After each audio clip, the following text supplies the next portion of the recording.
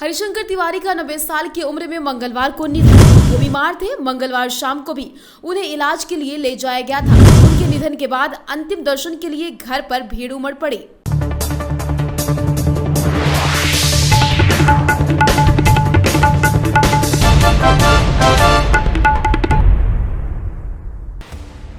वो चलते उठते बैठते चौकन्ना रहते, किसी को देखते तो अंदर तक था लेते, किसी को घूरते तो कपा देने की क्षमता रखते।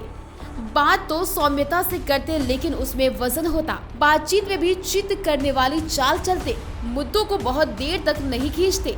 समाधान का फरमान जारी करते। कपड़े साफ कलफदार पहनते।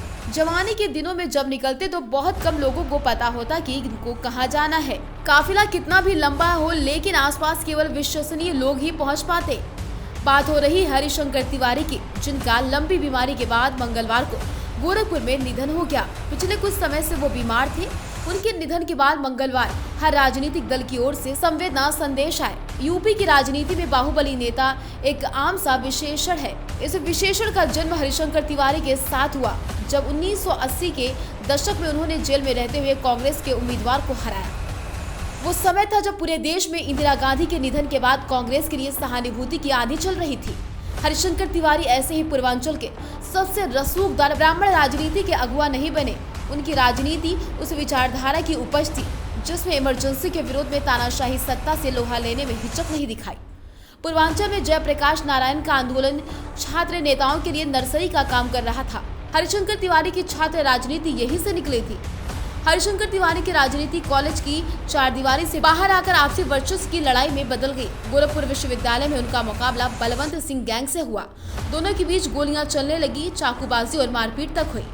बलवंत सिंह ठाकुर समुदाय के दबंग थे। उनके ऊपर ठाकुर वीर प्रताप शाही का हाथ था। हरिशंकर तिवारी ब्राह्मण वर्ग से थे। कुल मिलाकर दोनों के बीच ये वर्चस्व की लड़ाई दो वर्गों के नाक की लड़ाई बन गई। हरिशंकर तिवारी के ऊपर हत्या की साजिश रचने, किडनैपिंग, रंगदारी वसूलने जैसे मामलों में 26 से ज्यादा केस दर्ज हुए। हालांकि वो किसी में भी दोषी साबित नहीं हो पाए। माफियाओं के कारोबार से धीरे धीरे उनका रसूख बढ़ता गया, लेकिन हरिशंकर तिवारी ने अपनी इमेज गरीबों का दुख दूर करके रॉबिन हुड सरीखे जननायक की भूमिका में बनाई। वे ऐसा करते भी थे। इसी की बदौलत उन्हें अपार जन समर्थन मिला। इसी के बल पर वो जेल में रहते हुए भी चुनाव जीत गए। उनकी लोकप्रियता का अंदाजा इस बात से लगाया जा सकता है कि चिल्लूपाड़ सीट से वो लगातार 22 साल विधायक चुने गए। अलग अलग 5 सरकारों में वो मंत्री पद पर काबिज रहे। वो किस तरह हर दल की जरूरत बनते गए, ये इस बात से समझा जा सकता है कि उन्होंने जिस कांग्रेस के नेता को हराकर राजसत्ता के गलियारे में कदम रखा, उसी कांग्रेस ने उन्हें अपना सदस्य बनाया। यहाँ तक कि जब जगदम्बिका पाल यूपी के एक दिन के सीएम बने तो उनकी कैबिनेट में भी वो मंत्री रहे। 1998 में कल्याण सिंह की सरकार में मंत्री बने। इसके बाद बीजेपी के सीएम राम प्रकाश गुप्ता और राजनाथ सिंह सरकार में मंत्री रहे। इसके बाद मायावती और 2003 से 2007 तक मुलायम सिंह यादव की सरकार में मंत्री। लेकिन उन्हें हार का मुंह 2007 में देखना पड़ा, जब पूर्व पत्रकार राजेश त्रिपाठी ने उन्हें मात दे दी थी। इसके बाद 2012 में दोबारा हार के बाद हरिशंकर तिवारी ने अपनी राजनीति विरासत बेटे विनय शंकर तिवारी को दे दी। विनय शंकर फिलहाल सपा में हैं।